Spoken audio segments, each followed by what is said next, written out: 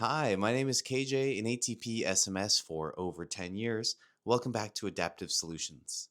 We are on part 11 of our 12-part ATP exam prep series. Can you believe it's almost over? Well, we are to one of my favorite topics, professional conduct and ethics. We are out of the service delivery process, and now we're going to talk about some of the harder parts of being not just an ATP, but a human being working with other human beings. And here's a hint, both on the ATP exam and in real life in your role as an ATP, the ethics questions don't present themselves as ethics questions. They're hidden. And so, welcome to one of my favorite topics. Let's get started. The equipment usually isn't the hard part. By now, you spent 10 sessions learning how RESNA wants candidates to think through the service delivery process. We've talked about assessing the patient, reading the referral, equipment trials, planning a strategy, bulletproofing that strategy, implementing it, adjusting the equipment, training both the patient and the family, doing follow up and evaluating the measurement, the outcomes of your solution, troubleshooting that, and how to do it out long term maintenance. And if you've been paying attention, you probably started to notice something. The equipment, honestly, is usually not the hardest part. Not once you've been doing this for a while. You learn the products, you learn the features, you learn the funding rules, you learn the documentation, and that all matters. But if you talk to people who've been in this field for long enough, people whose judgment you actually trust, they'll usually tell you the same thing, that the hardest cases are rarely because of the equipment. They become hard because of the people. That's why it's exciting sometimes to find a case where the patient is extremely pleasant, but their presentation is difficult. Then you're like, ooh, I have a nice person and a tough problem to solve, which is a lot more interesting than a tough person with easy needs. But, we need to help them all. All right, people are complicated. Their priorities don't always line up, or they don't even realize which ones don't line up with each other. Their families may be under stress. The clinicians disagree on what's the appropriate type of equipment. The payers can create pressure to prescribe or recommend certain types of equipment. They may have a budget. Time may be an issue. Maybe they came to you with only 4 weeks to get some type of equipment. You're like, oh, that's crazy. Because sometimes the client wants one thing and your clinical reasoning is pulling you somewhere else. This happens all the time. We'll come back to this example. But you have a patient who's bedbound and couchbound for 14 hours a day, and they come to you with their one and only requirement for the equipment is that they can pick it up. And you think, well, personally as an ATP, I'd be looking at you and say, well, don't you want something to be more independent the 14 hours you're at home most of the days of the week versus prioritizing being able to pick something up to put in your car for your doctor's appointment a couple times a month? We have totally different priorities, and your clinical reasoning may pull you somewhere, and the patient's priorities at least start looking towards something else. Now, all of a sudden, the technology isn't really the conversation anymore. We're talking about judgment and interpersonal relations. It's a conversation about communication, about establishing trust. And that's exactly why RESNA tests ethics. Not because they want you to memorize some professional list of codes, but because they want you to know when things get complicated, can people trust your ethical core as a person in ATP? And honestly, this is what the whole profession eventually comes down to. Because eventually you're going to know the equipment, you're going to know the payers, all that stuff becomes known like the back of your hand. There isn't that much. There isn't infinite pieces of equipment out there paid for by insurance. The quiet risk of years of experience. Here's where it gets interesting because the people who usually make the biggest ethical mistakes aren't always the least experienced. Sometimes it's the opposite. It's actually the clinician who's seen hundreds or thousands of cases. They've seen the diagnosis many times. They've read referrals just like this many times, and they see what usually works. That experience is incredibly valuable, and sometimes that experience quietly starts to replace curiosity about the actual individual in front of you. And if we're being honest, that can happen to any of us. Sometimes as you hear the client speak about their goals, you're thinking, yeah, I know. I've heard this a million times. Let's wait so you can finish talking so I can just tell you what you need already. You've seen enough similar presentations that your brain starts to fill in the blanks before the client finishes talking. You hear diagnosis, you start thinking about equipment, you read the referral and you're thinking about which codes are paid for or not.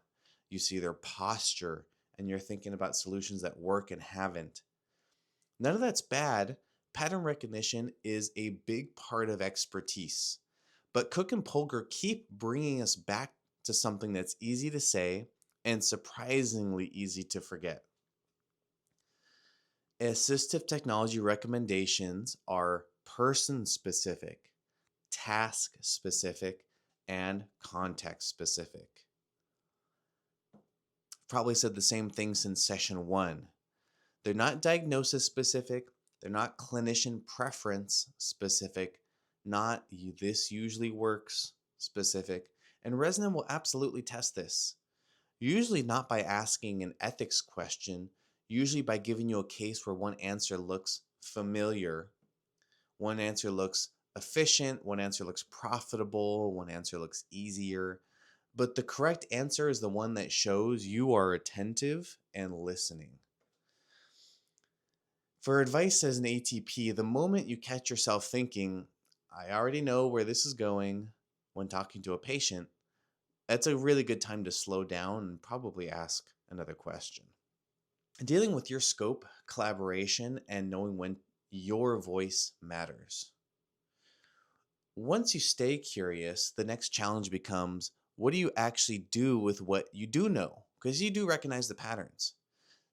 Because this is where the scope of practice questions stop becoming academic and they start becoming real. Nobody walks into a clinic and says, excuse me, today you'll be facing an ethical boundaries issue. It's just not how it happens. It looks much more normal than that. A physician may ask you to tell them exactly how to word their note or what to prescribe.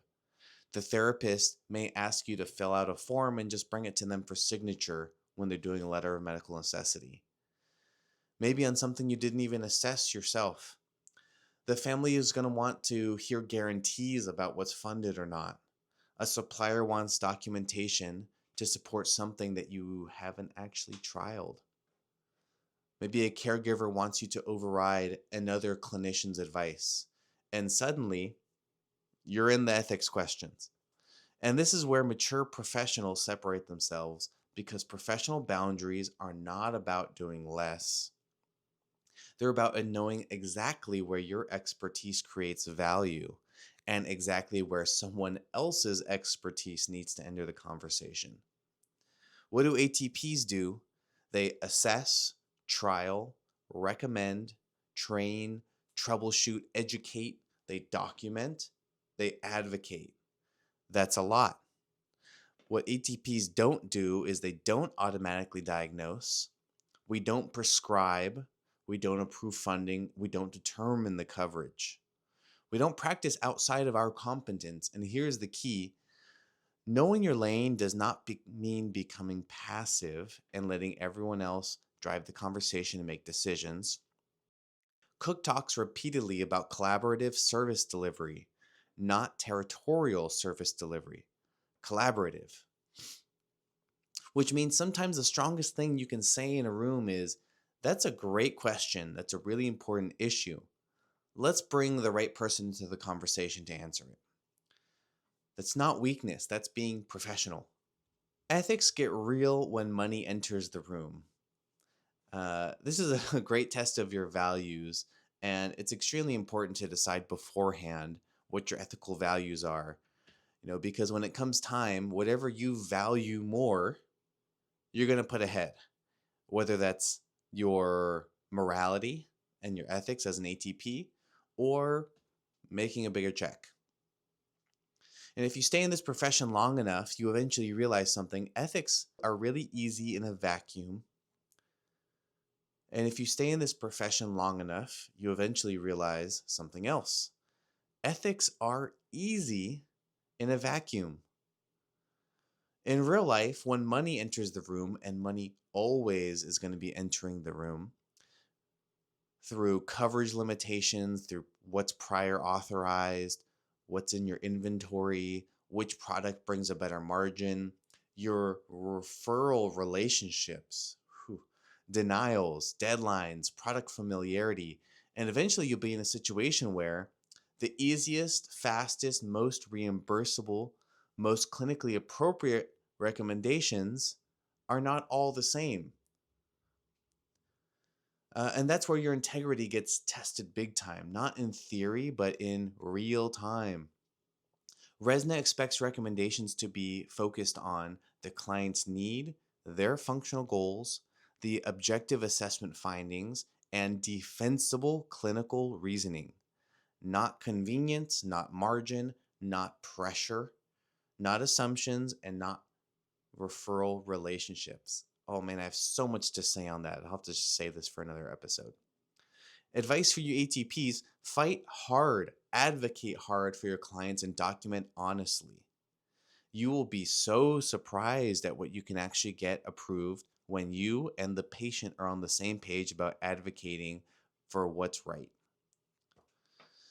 All right, the part that nobody talks about in ethics: ego, trust, and professionalism. I mean, one of my favorite topics. I feel like everybody needs to come to terms to meet their ego and calm it and boost it up. And I'll leave you with one more thing. Some of the toughest ethical questions you'll ever face won't actually be about equipment or funding or documentation. They're about you, your patience, your ego, and your ability to stay calm when somebody challenges your recommendation. Ooh. The client who questions everything, the family that doesn't trust what you're saying yet, the clinician who thinks they already know, the administrator who wants to hurry up and speed over the process, the caregiver who's frustrated, and in those moments, your knowledge still matters, but your communication matters just as much. I feel like I could do probably a 3 or 4 part series just on each of these chunks of ethics alone, because this is really where the gold nuggets are for real life as an ATP. Eventually, over time, you will learn the equipment, you will learn the process and how to troubleshoot. This is tough. That's very difficult to learn. You need to live through experience. Yeah, and in those situations, your communication matters just as much. Cook talks about patient autonomy, participation, self determination, and those aren't just vocabulary words for the exam.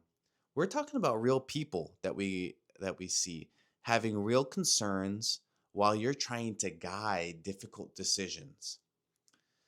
Advice for you as an ATP is: when people push back, get curious before you get defensive.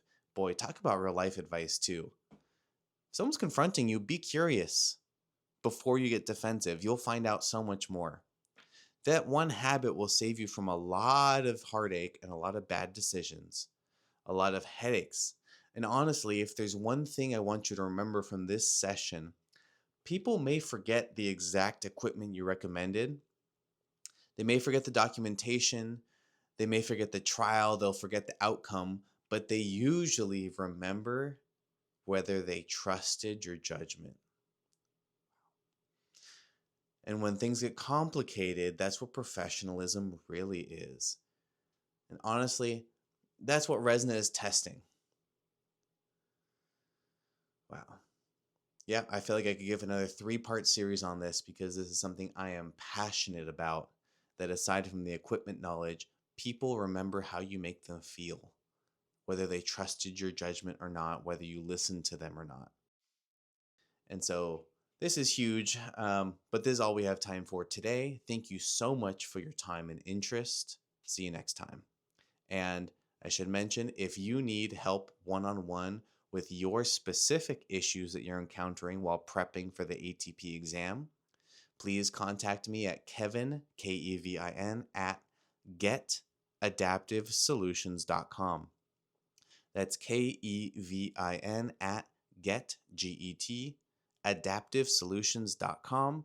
And we can talk about if there's any way to help you personally get you over the line for your ATP exam. Thank you very much.